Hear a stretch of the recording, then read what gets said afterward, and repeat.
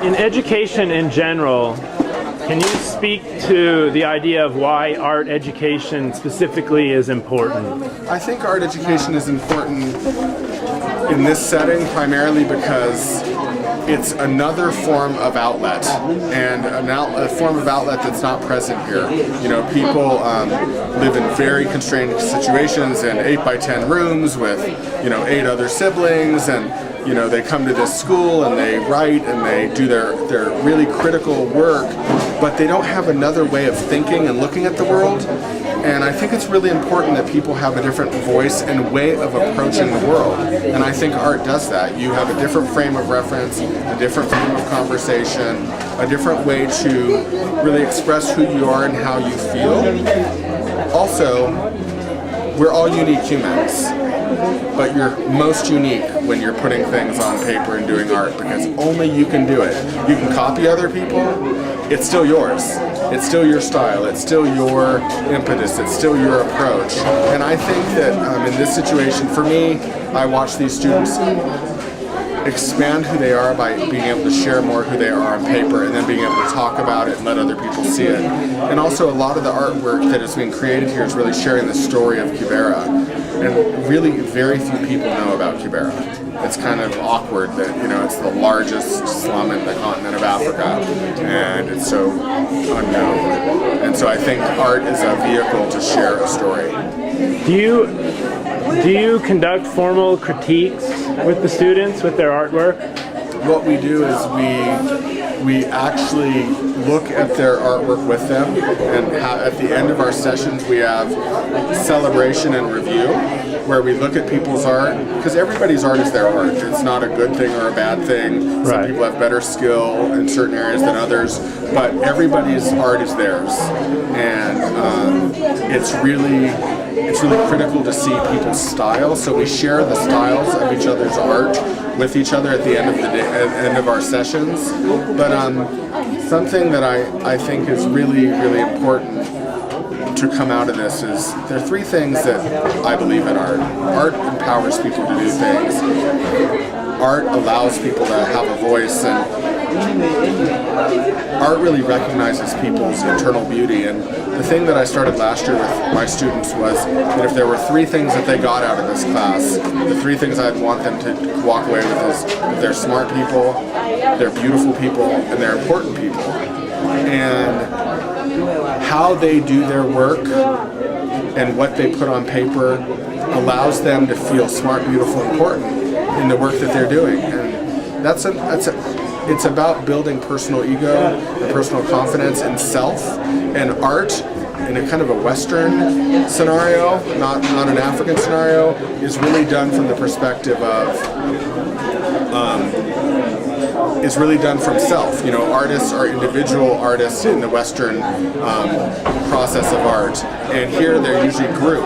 So what we're doing is bringing a voice to where people are showing their individual side of their art and themselves in a way that really builds confidence. And they don't have to be Picassos, they don't have to do any of it, be that great.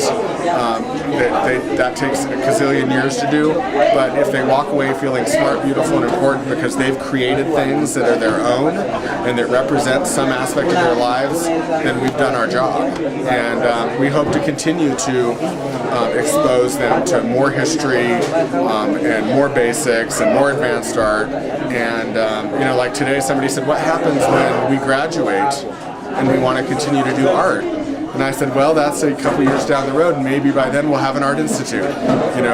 That's a possibility.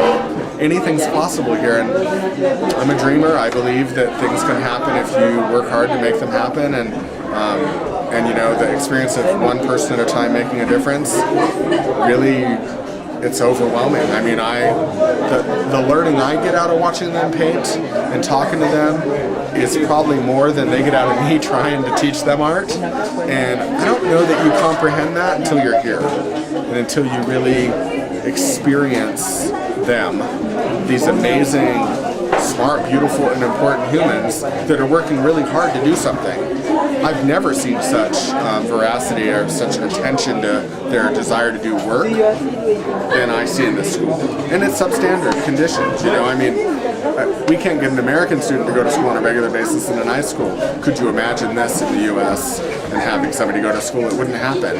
And the pride I have for who they are and the things they give me, it will bring me back every year. This is a new part of my life. Well, thank you for talking to me today. And in closing, I've already asked this question to your colleague, and I think you've already answered it pretty much, but I'm going to ask you anyway. If there's anything that you could say to the world, and this is going to go out to the world, about your experience here, about Kibera, what would it be? You gotta experience more than what's in front of you. You've got to experience these people, these beautiful, amazing people that live on so little, and you have the ability to make a difference in the world by helping one person. And the fact that you actually have the ability to come to a place like this and help and work and be part of their lives, we're, at least in my little small point of view from America, you have such a small scope that you look through.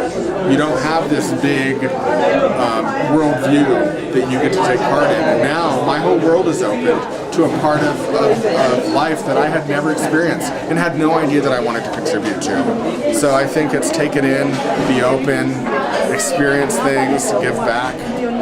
We just don't realize how privileged we are until you walk through this and you realize, wow, yeah, when we gripe about, oh, I need new clothes, or oh, I'm still hungry, and then you think, these kids are wearing the same outfit every day. They're getting 2 meals a day from the school, probably the only meals that they get. They live in an 8x10 with 8, 9 people. Women are learning to be more empowered than they have been before. It's still really hard. It's one of those things that you just don't know until you're here. And I say experience it, because if you don't experience it, you don't know. You don't realize what you can get out of this world. Are you open to people contacting you? Absolutely.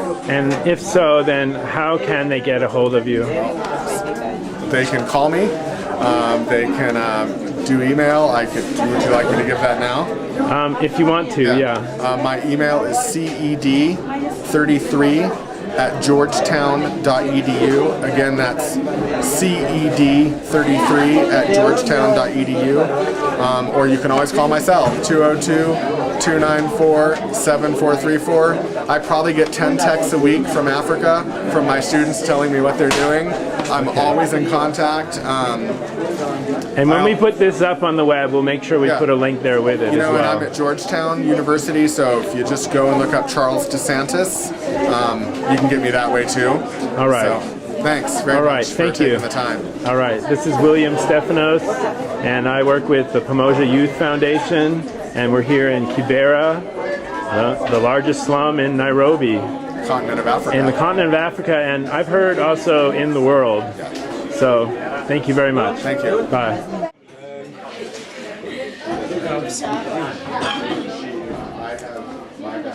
Tu l'as fait?